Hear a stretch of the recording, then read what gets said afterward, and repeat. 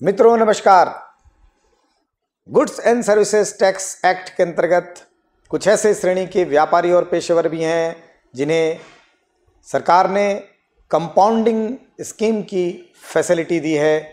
कौन से ऐसे व्यापारी हैं, कौन से ऐसे पेशेवर हैं जो कंपाउंडिंग स्कीम का फ़ायदा ले सकते हैं, आइए जानते हैं इस वीडियो में।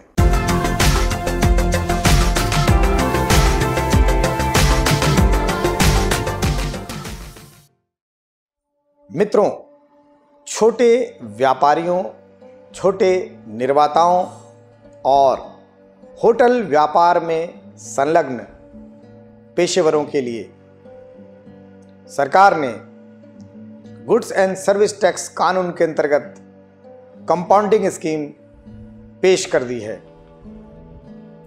कंपाउंडिंग स्कीम के अंतर्गत वो व्यापारी या पेशेवर आच्छादित होंगे जिनका एग्रीगेट टर्नओवर 75 लाख रुपए तक होगा, 75 लाख से कम होगा या 75 लाख तक होगा।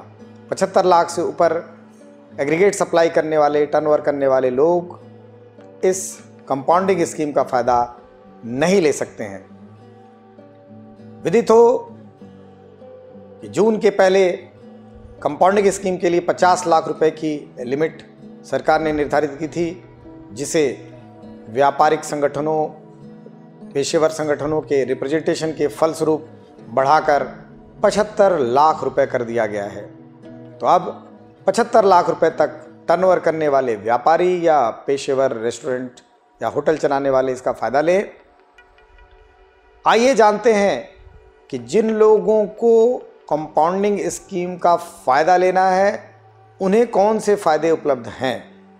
तो यदि आपका टर्नओवर 75 लाख रुपए तक है या उससे कम है और आप ये सिद्ध कर सकते हैं जीएसटी कानून के तहत कि आप 75 लाख रुपए से नीचे ही टर्नओवर किए, तो ऐसे में यदि आप लघु व्यापारी हैं या छोटे व्यापारी की श्रेणी में हैं या व्यापारी हैं तो आप मात्र 1% 1% टर्नओवर का टैक्स पे करेंगे।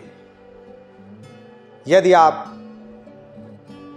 छोटे निर्माता हैं अर्थात 75 लाख रुपए तक के टर्नओवर करने वाले निर्माता हैं तो आप मात्र 2% या 2% टैक्स पे करेंगे।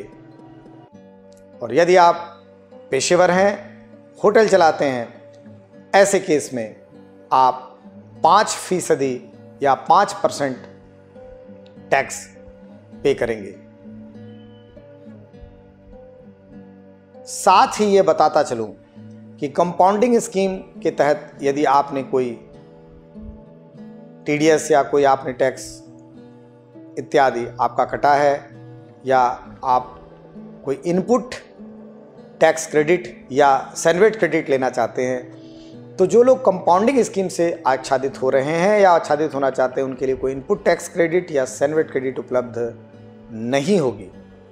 उन्हें मात्र यदि ट्रेडर हैं तो 1%, डीलर हैं तो 1%, मैन्युफैक्चरर हैं तो 2% और होटलियर हैं तो उन्हें 5% CST पे करना होगा।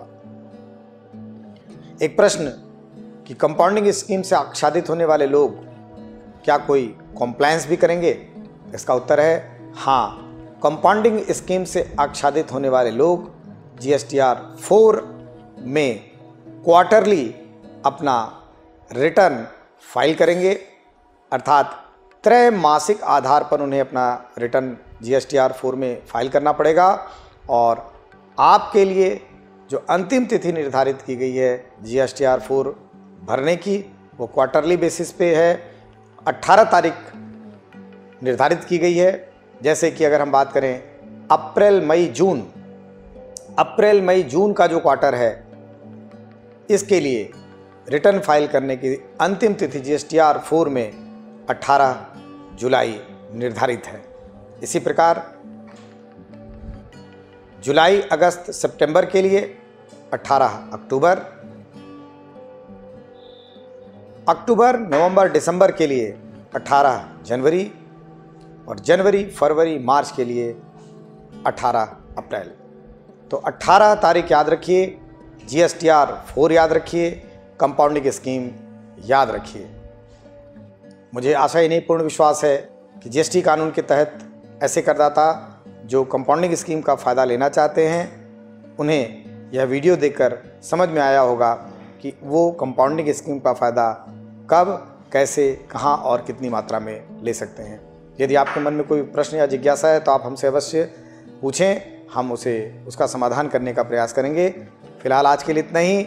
फिर मिलेंगे जीएसटी पर नई जानकारियों के साथ, नए वीडियो के साथ। देखते रहिए YouTube channel doctor Pawan Jaiswal. धन्यवाद। नमस्कार।